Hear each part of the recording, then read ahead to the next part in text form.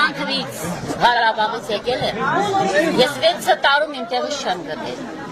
Մի տարի աշխատում եմ պարոն Ծառուկյանի Արարատի զավոդում, ու ես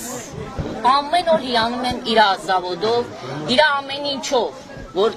տոն օրերին ամենից 20,000-ներ տալիս է, մարտի 8-ի նվերների նույնը։ Անցած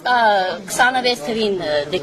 դեկտեմբերի 26-27-ը ամբողջ գործարանին տարավ ռեստորան, ամենին քարտի 20,000 դրամ նվերի։ Չգիտեմ, էլ ինչ են ուզում է ժողովուրդը, էլ ժողովրդից ինչ է ուզում է պարոն վարչապետը։ Խնդրանքս էդ է, որ մեր պարոն Ծառուկյանին րոպե առաջ ազատ արձակե մեր զավոդի ծուխը հելնի։ Մենակ Ծառուկյանի օրը։ Լվացման համար են մեղա։ Ոչ։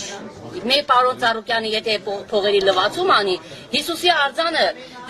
բանի հատիսի լեռան վրա չեր դնի։ Այդքանը կարող ասեմ։ Նախընտրական քարոզարշավի ժամանակ Նիկոլ Փաշինյանը ասում էր, որ այս գործարանը պետք է պետականացնենք եւ ասում էր աշխատակիցները խնդիր չկան։ Գնի ավելի լավն է չպատասխանեմ, որովհետեւ ես հիասթափված եմ այսօրվա կառավարությամբ, դարելա չարի վերջը, այս սարինն է, այս ծառի իմն է։ Ոչինչ, պաշտոն ունես բան, ես կարամ էդ ասեմ, որ այսօր ոչ մի պաշտոն հավիտյան չի, քորջան։ Այսօր դու եթե նստած ես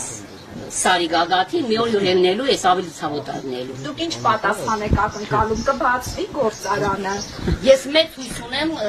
մեր ծուխը կհելնեցնի մենակ պարոն Ծառուկյանը։ Կաշխատե մենակ պարոն Ծառուկյանի օրոք։